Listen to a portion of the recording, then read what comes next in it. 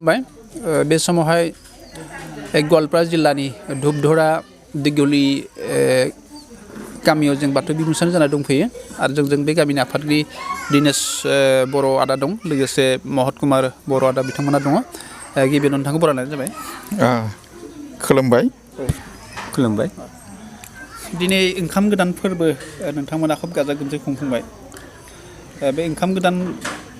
ब्रैथि फोरबोखौ खुंफुंनानै गामि आफादनिफ्राय नोंथाङा माबोरै मोनदांदों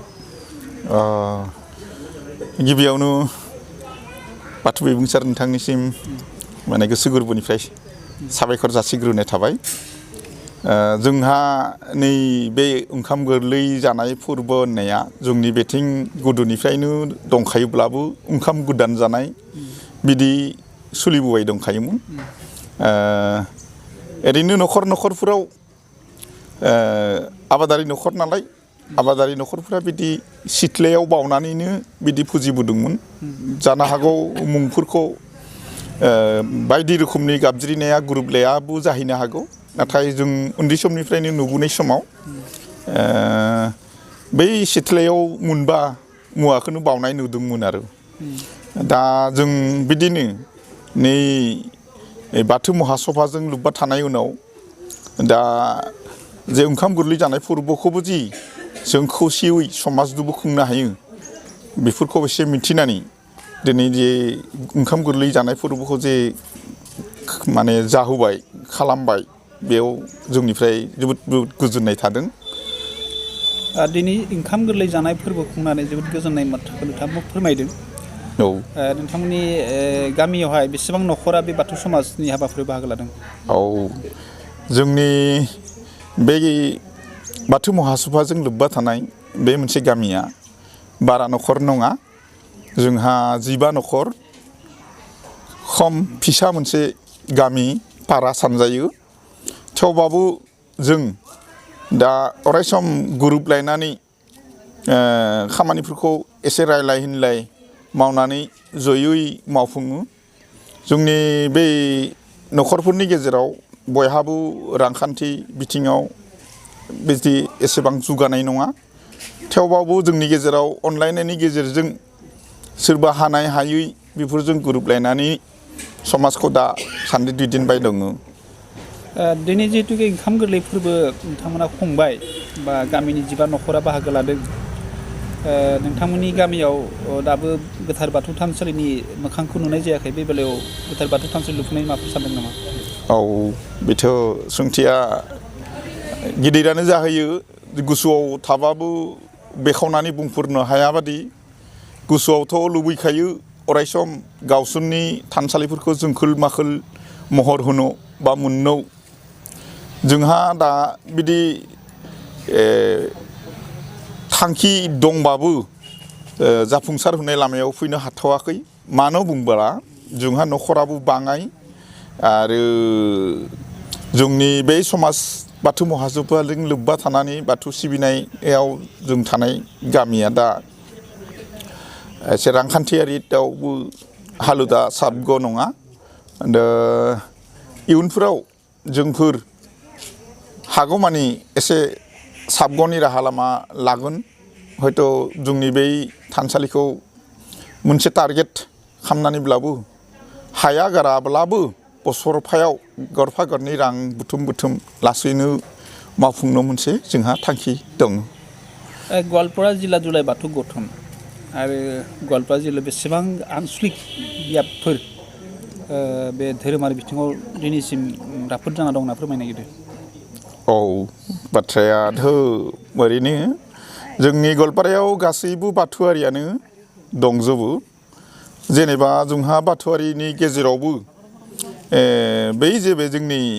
दुलाराय बाथौ गौथुम जे बाथौ महासभाजों खौसेयै जोंनि गवालपाराया लोब्बा गैफाया जोंबो बै गोदानै 2018नि 4 नभेम्बर सानावसो बे बाथौ महासभाजों लोब्बा जाफादोंमोन नै 2 बोसोराव मोनबाय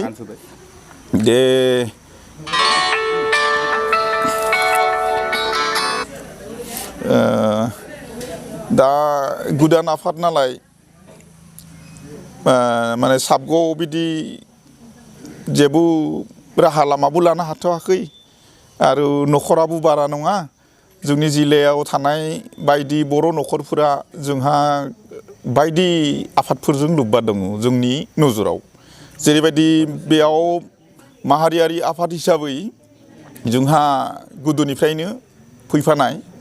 बारदल होननाय मोनसे गवालपारा जिल्ला बर' बारदल होननाय आफाद दङ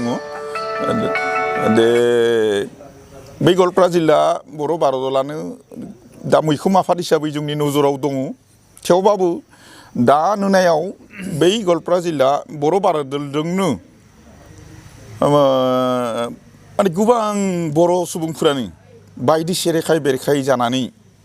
जेनेबा सोरबा बर' सनमिलनि सोरबा बर' समाज सोरबा ओरैनो बारदलनिफ्राय ओंखारनानै गोबां गामिफोर लोगो जानानै मेद आफादफोर दानानै बिदि सोलायनानै दङ बिदिनो जोंनि गवालपारायाव दासिम जों बाथौ महासभाजों जिल्ला आफाद हिसाबै दाजेननो हायाखै आरो जोंहा मिजिंथियो बयबो सानसे समाव माहारियारि आफाद हिसाबै माहारि बाथौनि गुदि धोरोम बाथौआरि हिसाबै बयबो महासभाजोंनो खौसेयै थाबा बा जोंनि जे बे इउनिटि बाथौ धोरोमनि जे बे इउनिटि बे जुदि मोनसे प्लेटफर्मावनो फैयो अब्ला साबसिन जागौमोन होननानै सानो जे गवालपारा जिल्ला दुलाराय बाथौ गौथुमनि जिथु मेन गागि आफाद माइनाव आफाद आरो लाइमोन आफादफोर थायो मोनथाम आफाद लोगो नांनानै दुलाराय बाथौ गौथुमनि खामानि मावबाय थादों गौथुमारि बेलायाव बे बेलायावहाय गवालपारा जिल्ला लाइमोन समाजखौ लानानै लाइमोनफोरखौ धोरोम बिथिङाव सांग्रां खालामनायनि बेबायदि मोनसे बेबस्था नोंथांमोना सानदों नामा? औ एसे बे धोरोमनि बेलायाव बुंबाथाय दानि जोंनि बेयाव एसे आगोलनिफ्राय धोरोमाव फोसाबनाय बा फुवारनाय बिदि जेबो थांखिफोर जाबोनाय नुवाखैमोन जोंनि बै बारदलाव थानाय गागि आफादफोराबो लाइमोनफोरनि सायाव बारा गोसो होआखैमोन दासिमबो जोंनि बे बारदल बोननाय आफादफोराबो बिदि लाइमोन आफाद गैया जे जों हांख्रायनो लुबैयो सोलोंथाइजों लोगोसे गुन गियान धोरोम खान्थि जोंनि जे बाथौनि जे बे बा सानथौ बेफोरनि सायावबो सेंग्राफोरा बा लाइमोनफोरा गासैबो बे बिथिङाव एसे नोजोर होबा बा नोजोर होजानो लुबैयो बे बिथिङाव जों साखाथियाव मोननाय लेखा गोरों बायदि लाइमोनफोरजों एसे सम सम रायलायो दाथ' मेडिया हिसाबै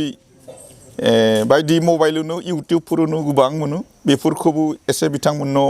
बेफोरखौबो एसे नायद' माया नंगौ माया नङा बेफोरखौबो बिजिरद' धोरोम खान्थि नङाब्ला जोंनि हारिनि गुमुरथिया मोनसे समाव थि नङैयाव गोमालांनो हागौ बेफोरबायदि मेसेजफोरखौ सम सम फोसावो नोंथाङा दिनै बाथौ बिबुंसाराव दिनै ओंखाम गोदान जानाय फोरबोनि गेजेरजों दिगुलि पुखुरि गामिनि सासे दैदेनगिरि जानानै जिखिनि नोंथांनि गोसो सिंनि साननायफोरखौ मोनदांनायफोरखौ फोरमायबाय बेनि थाखाय जोबोद साबायखर जोबनायाव मोनसे बाथ्रा सोंबावनो लुबैदों दिनै बे ओंखाम गोरलै जानाय फोरबोनि गेजेरजों गवालपारा जिल्लानि गासै धोरोमारि बिथांमोनखौ नोंथांमोना मा खावलायनो सानदों? आं नोंथांमोननि बै बाथौ बिबुंसारनि गेजेरजोंनो गासै बर' माहारिनि बर' सुबुंफोरखौ जायखि आफादानो जाया मानो माने गासै बर' हारिफोरखौ एसे खावलायो जे ओंखाम गोरलै जानाय फोरबो बे फोरबोखौ बयबो एसे फालिनांगौ गोदोआव जिहेतु बे फोरबोआ बयहाबो गामि गामि दंखायोमोन न'आन जानायसो बुङोमोन बे आगोलनि दाननि 9 खालारावनो सोलिबोबाय थादोंमोन दा नाथाय बेफोरा गोमालांनाय लामायाव फैदोंमोन बे गोमालांनाय लामानिफ्राय जोंनि बाथौजों सोमोन्दो थानाय जे बे मोनसे फोरबो जे बे आबादजों सोमोन्दो थानाय फोरबो बे फोरबोखौ आबाद मावखांनानै मोननाय फिथाइखौ जों जाग्रोनाय सिगां आफा इसोर बोराइ बाथौनिसिम ओंखाम गोरलै जानायावनो खेबसे बावथाय होनायजों बयखौबो बिदिनो एसे लाबोबा जोंनि जे बे गोजाम धोरोम खान्थि बेफोरा गोमालासिनो बुखांजाफिनगोन होननानै आं सानो आरो बेखौनो आं बयखौबो बर'